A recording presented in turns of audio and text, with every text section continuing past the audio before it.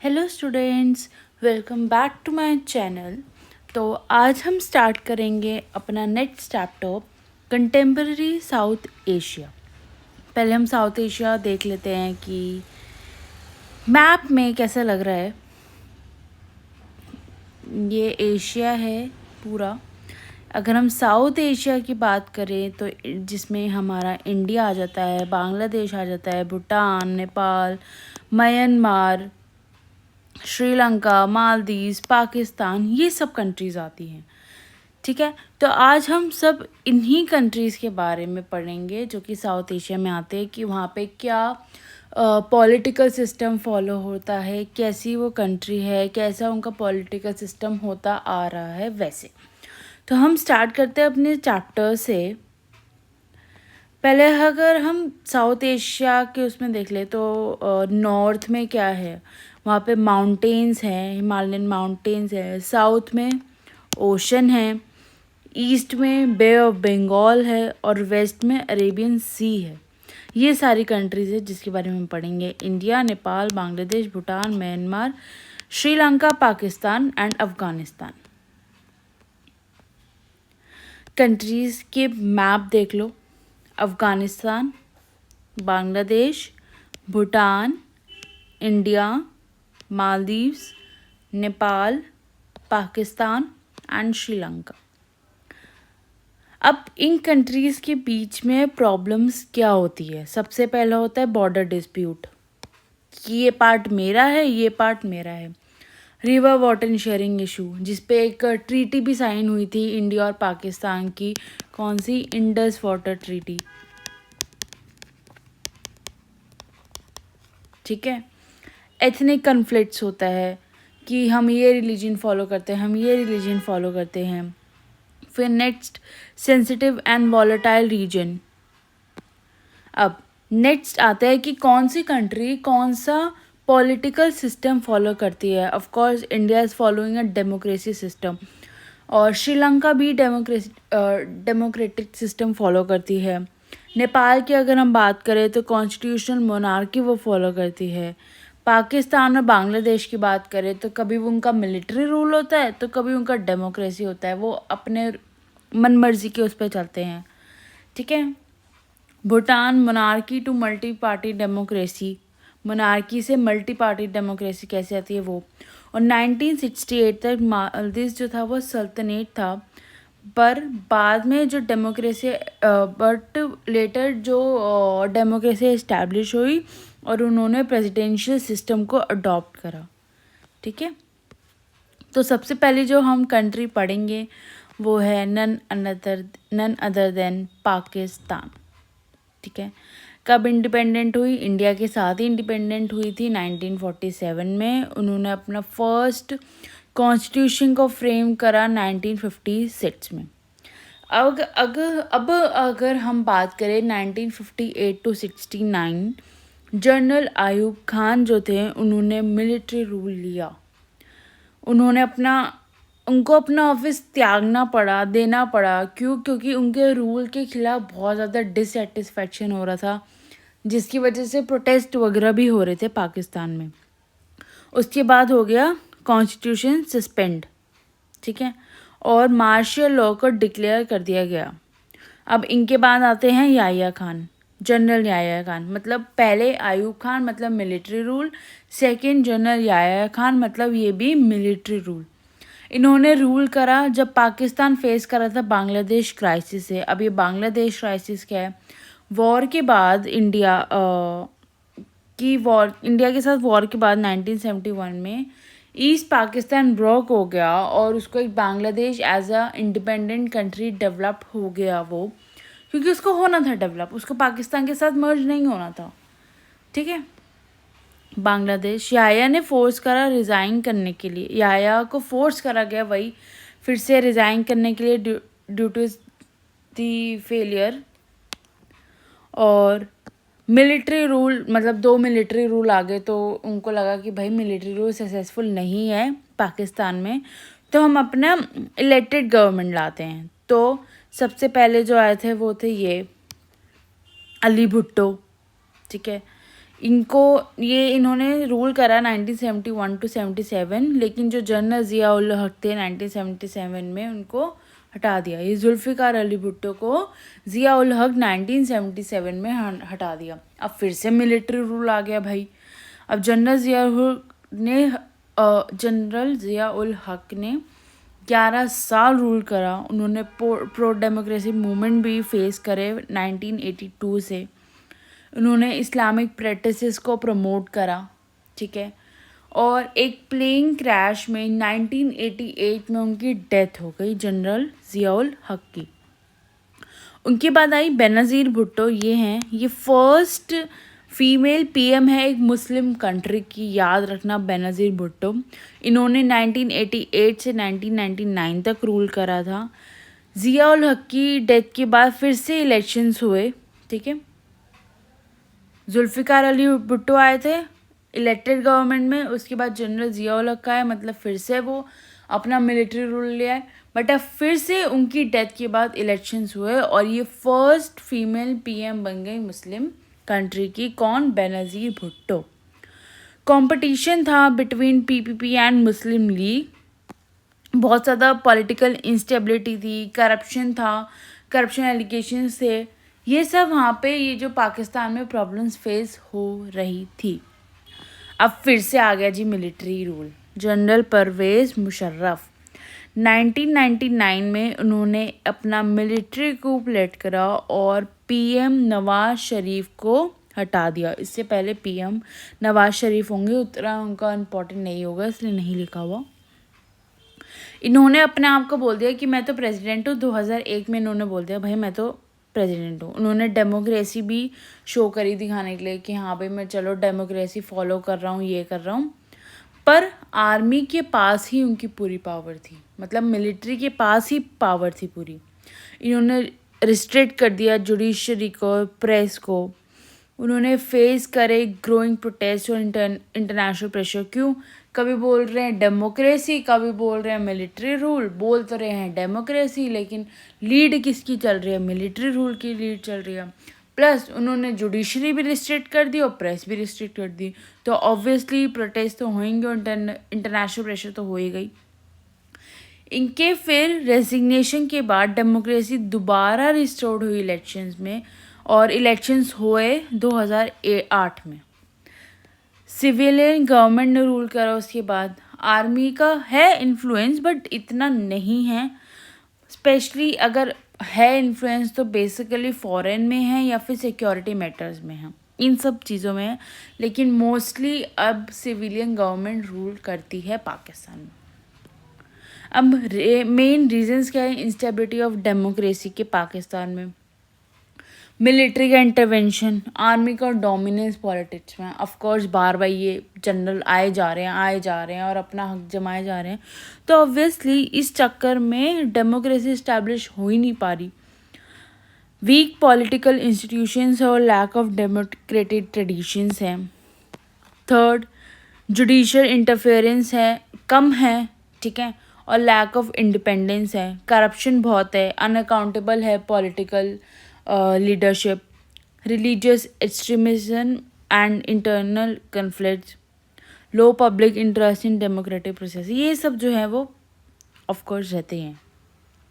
अब अगर हम इंडिया और पाकिस्तान की कॉन्फ्लिक्ट्स की बात करें तो टेररिज्म सबको पता है।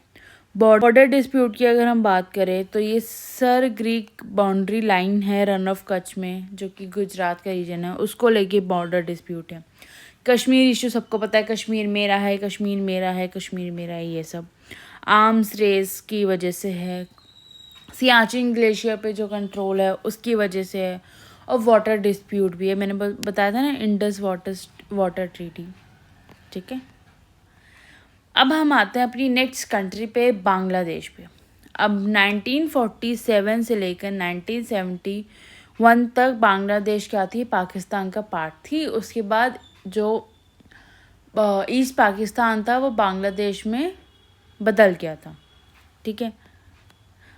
अब ये फॉर्म कैसे हुआ था? ये है वेस्ट बंगाल, सॉरी ये है बंगाल। ये वाला जो पार्ट था वेस्ट बंगाल बन गया, जो कि इंडिया का पार्ट है अभी। और ये जो ईस्ट वाला है ये बन गया बांग्लादेश। ठीक है,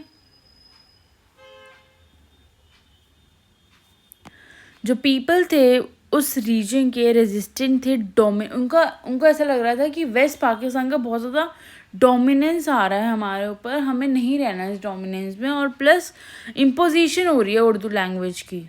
ठीक है, उनको उर्दू लैंग्वेज नहीं कर रही होगी लेकिन वो बोल रहे हैं उर्दू उर्दू उर्दू उर्दू।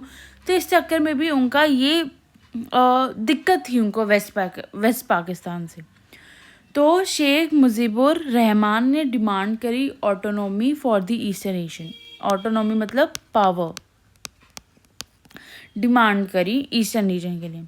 1970 में इलेक्शंस हुए। हिज पार्टी जो कि अवामी लीग थी उन्होंने मेजॉरिटी गेन करी और प्रपोज करा कॉन्स्टिट्यूएंट असेंबली में फॉर ऑल ऑफ पाकिस्तान। अब शेख मुजीब जो थे वो अरेस्ट हो गए थे under the military rule of General Yahya Khan. जो पाकिस्तान आर्मी थे उन्होंने बोला क्रश करा बंगाली पीपल मूवमेंट को, बट कुछ फ़ायदा नहीं हुआ। इस चक्कर में बहुत लोगों को मर भी गए at the hands of the Pakistani military. इससे क्या हुआ, जो ईस्ट पाकिस्तान के लोग थे वो इंडिया आ गए। भाई इंडिया ही सबसे पास था। ये जो भी मूवमेंट हो रहे थे, जो भी मास किलिंग्स हो रही थी, वहाँ के लोग डर गए और इसलिए वो इंडिया वह शिफ्ट होने लगे। अब इंडिया बहुत ज़्यादा चैलेंज फेस करने लग गया, इसी चक्कर में रेफ्यूजीज़ आने लग गए। ठीक है, तो इंडिया ने क्या करा, प्रोवाइड करी उनको फाइनेंशियल और मिलिट्री असिस्टेंस। 1971 में फिर वॉर हुई इंडिया और पाकिस्तान की। पाकिस्तान हार गया और इसी वजह से new independent nation Bangladesh form हो गया। बांग्लादेश की इंडिपेंडेंस के बाद उन्होंने अपना कॉन्स्टिट्यूशन को अडॉप्ट करा। उन्होंने अपने आप को सेकुलर बोला कि हम तो सेकुलर हैं, डेमोक्रेटिक बोला, सोशलिस्ट कंट्री बोला। ठीक है, 1975 में शेख मुजीबुर रहमान ने कॉन्स्टिट्यूशन भी अमेंड करा और रिप्लेस करा पार्लियामेंट्री सिस्टम को प्रेसिडेंशियल फॉर्म ऑफ गवर्नमेंट से। ठीक है, सारी पार्टीज डिसॉल्व कर दी एक्सेप्ट हिज ओन अवामी लीग। मिलिट्री रिबेल होने लगा उनके खिलाफ और he was killed by the army. Of course अब वो इतना सब कुछ करेंगे, कॉन्स्टिट्यूशन भी अमेंड कर दिया, पार्लियामेंट्री से प्रेसिडेंशियल कर दिया, डिसॉल्व कर दी सारी पार्टीज और सिर्फ अपनी ही पार्टी बचाए रखी, मतलब उन्हीं का रूल चलेगा, वही डोमिनेंस ही कर रहे हैं वो भी। तो इसकी वजह से क्या हुआ, बहुत रिबेल हुआ उनके अगेंस्ट और उनको आर्मी ने मार दिया। ठीक है, उनकी डेथ के बाद मिलिट्री रूल इस्टेब्लिश हो गया बांग्लादेश में। ज़िया और रहमान जो है उन्होंने अपनी पार्टी ढूंढी, इस्टेब्लिश करी। उनकी पार्टी का नाम था बांग्लादेश नेशनलिस्ट पार्टी BNP और 1979 के इलेक्शंस में वो जीत गए, लेकिन बाद में उनको मार दिया गया, असैसिनेट कर दिया गया। ठीक है, उनकी डेथ के बाद लेफ्टिनेंट जनरल HM इरशान ने कंट्रोल लिया बांग्लादेश पे। ठीक है, जो पीपल थे बांग्लादेश के उन्होंने सपोर्ट दिखाया डेमोक्रेसी के लिए with students leading the movement. जो वहाँ के बच्चे थे वो भी मूवमेंट कर रहे थे इसीलिए कि भाई हमें डेमोक्रेसी चाहिए। इस प्रोटेस्ट को देखते हुए जो जनरल इरशाद थे उन्होंने अलाउ करा लिमिटेड पॉलिटिकल एक्टिविटी। पूरी तरह नहीं एस्टैब्लिश करी democracy but limited. Later, General Irshad was elected as president for 5 years. However, due to widespread public opposition, he was forced to resign from the presidency in 1990. 1991 में democratic elections हुए और तब से अभी तक इलेक्शंस ही हो रहे हैं और मल्टी पार्टी इलेक्शंस हो रही है, मतलब वही डेमोक्रेसी एक तरह से। इंडिया और पाकिस्तान की इंडिया और बांग्लादेश की अगर हम बात करें तो लुकीज पॉलिसी का पार्ट है वो। ठीक है, दोनों कंट्रीज़ एक कल्चरल, लिंग्विस्टिक और हिस्टोरिकल कनेक्शन को शेयर करती है। स्ट्रॉन्ग ट्रेड रिलेशंस हैं उन दोनों के बीच में और कोलैबोरेट करते हैं इन एरिया जैसे कि ट्रांसपोर्ट, एनर्जी और इंफ्रास्ट्रक्चर। ये था बांग्लादेश के बारे में। अब हम नेक्स्ट चलेंगे श्रीलंका के बारे में।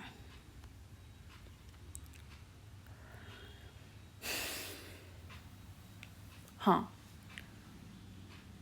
अब श्रीलंका में क्या था, एथनिक कॉन्फ्लिक्ट था, किसके बीच में, सिन्हालास के बीच में, और माइनॉरिटी तमिल का, मतलब सिन्हालास जो कि मेजॉरिटी में थे और दूसरा तमिल जो कि माइनॉरिटी में थे। इन दोनों के बीच में क्या था, बहुत ज़्यादा खिटपिट चल रही थी।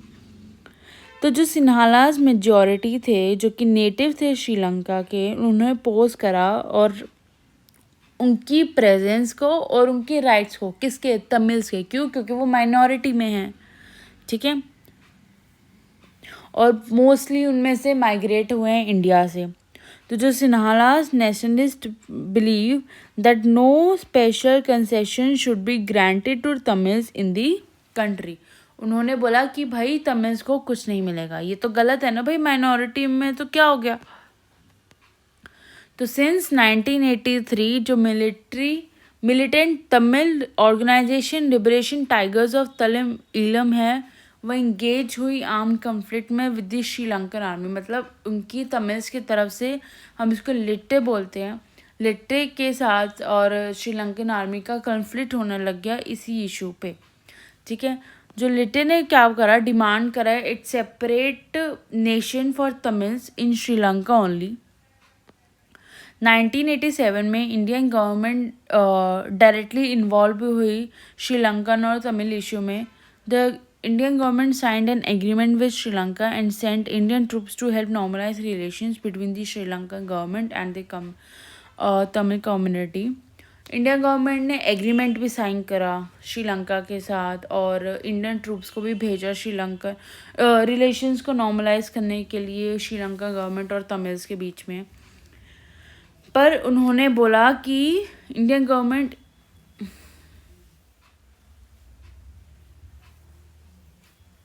जो श्रीलंकन वाले थे उनको अच्छा ही नहीं लगा कि भाई तुम क्यों हमारे मैटर में इन्वॉल्व हो रहे हो, ये हमारा मैटर है, हम अपने आप देख लेंगे। हाउ रूड ना, वेरी बैड, ठीक है। तो चलो भाई कोई बात नहीं। तो एज अ रिजल्ट 1989 में इंडिया ने अपना पीस कीपिंग फोर्स को वापस बुला लिया कि भाई तुम आ जाओ, कोई फ़ायदा नहीं है, विदाउट अचीविंग इट्स ऑब्जेक्टिव। क्यों, क्योंकि उनको श्रीलंकन को ये लग रहा था भाई तुम हमारे उसमें इंटरफेयर मत करो, हमें पसंद नहीं आ रहा, ये अपनी हमारी कंट्री का इंटरनल मैटर है, ठीक है। तो as international mediators Scandinavian countries जैसे कि नॉर्वे और आइसलैंड ने एफर्ट्स करे to bring both sides back to the negotiation, कि मतलब नेगोशिएट कर लो यार, अपने बोल चाल से अपना जो भी मैटर तुम्हें सॉल्व करना है वो कर लो, अपने फालतू में यार तुम क्यों लड़ रहे हो यार, लड़ाई से क्या ही होता है। तो फिर उसके बाद eventually the arm conflict came to an end 2009 में, और लिट्टे जो है वो कम्प्लीटली एलिमिनेट हो गया, ठीक है। अब श्रीलंका की अगर हम प्रोग्रेस की बात करें in economic and other areas, Sri Lanka successfully controlled its population growth, ठीक है। फर्स्ट कंट्री है साउथ एशिया में to liberalise its economy, GDP उसकी हाईएस्ट है, ठीक है। Despite ongoing conflict the country has maintained a democratic system of government. कुछ भी हुआ चाहे उसमें, लेकिन श्रीलंका ने अपने क्या करा है, डेमोक्रेटिक सिस्टम को मेंटेन करा है, ठीक है। अब हम नेक्स्ट चलते हैं, अपनी नेक्स्ट कंट्री पे चलते हैं हम, अपनी नेपाल। नेपाल का फ्लैट देखो यार कितना अच्छा है ना, चलो आगे बढ़ते हैं। ओके, नेपाल जो है वो एक हिंदू किंगडम है और and in modern time functions as a constitutional monarchy. Constitutional monarchy को वो फॉलो कर रहा है, ठीक है, काफ़ी सालों से, अभी से नहीं, काफ़ी सालों से। Despite demands from political parties and the public for accountable government, King seized full control of the government with the support of the army. King ने अपना पूरा कंट्रोल अपने पास ही ले लिया। क्यों ले लिया? क्योंकि डिमांड आ रही थी पॉलिटिकल पार्टीज़ की और पब्लिक की फॉर द अकाउंटेबल गवर्नमेंट। तो however due to a strong pro democracy movement, जो किंग ने एक्सेप्ट करा डेमोक्रेटिक कॉन्स्टिट्यूशन कब 1990 में, democratic governments in Nepal face several challenges. क्या challenges? In the 1990s Maoist gain significant influence in various parts of Nepal. अब ये Maoist ने क्या करा? गेन करा significant influence in various parts of Nepal. वो उनके बीच में अब ओपन कॉन्फ्लिक्ट हो गया with the royal army. There was a 3-way struggle between the royal army, pro democracy forces and the Maoist. मतलब आर्मी के बीच में था, फोर्सेस के बीच में था, प्लस माओइस्ट के बीच में था. 2002 में king dissolve the parliament and dismiss the government. April 2006 nationwide pro democracy protest हुआ टू नेपाल में, leading to the restoration of the dissolve parliament by king Gyanendra. ये जो प्रोटेस्ट था वो ऑर्गेनाइज करा गया by an alliance of 7 political parties, Maoist and social activist. जो Maoist group था वो abandon the path of arm struggle. In 2008 the monarchy was abolished. Nepal became a democratic Republic. ठीक है, 8 मिनट रुकना.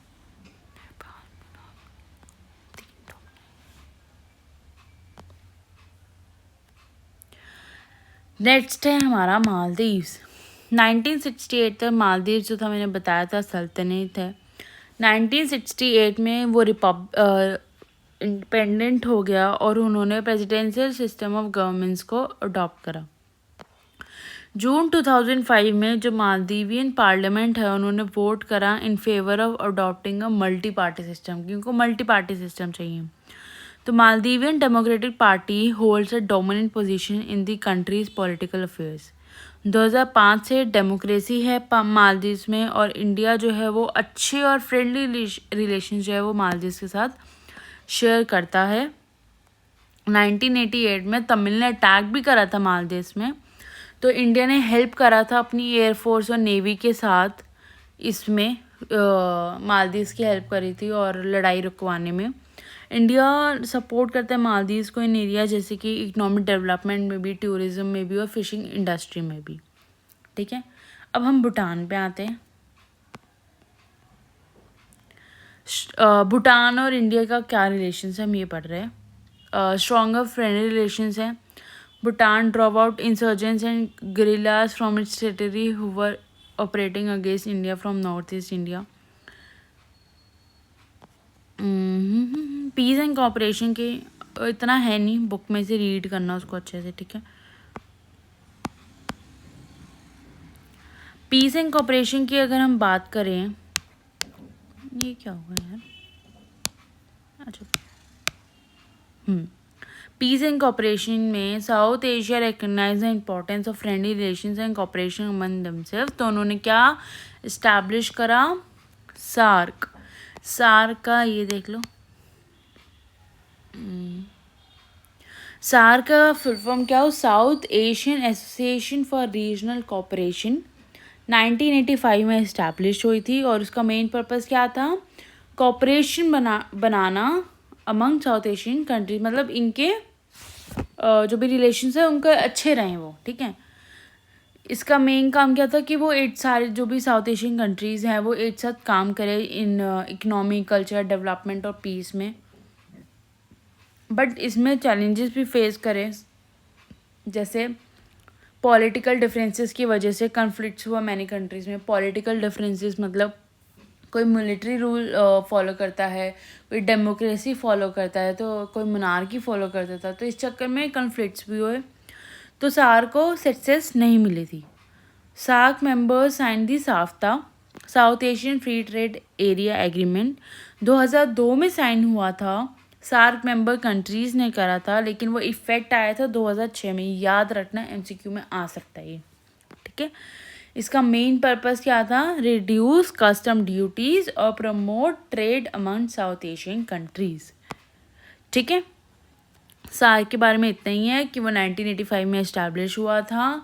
मेन पर्पस था कि इनके साउथ एशियन कंट्रीज़ के रिलेशंस को बनाए रखना अच्छी तरह से, और इकनॉमी, कल्चर, डेवलपमेंट और पीस में वो एक साथ काम करे. चैलेंजेस क्या फेस हुए कि पॉलिटिकल डिफरेंसेस थे जिसकी वजह से कॉन्फ्लिक्ट्स हो रहा था. और सार्क को सक्सेस नहीं मिली। सार्क मेंबर्स ने फिर साफ्ता साइन करा। साफ्ता क्या है? South Asian free trade agreement, free trade area agreement 2002 में साइन करा गया। और लेकिन इफेक्ट में कब हुआ था? 1 Jan 2006। इसका साफ्ता का मेन पर्पस क्या था? Reduce custom duties and promote trade among south Asian countries.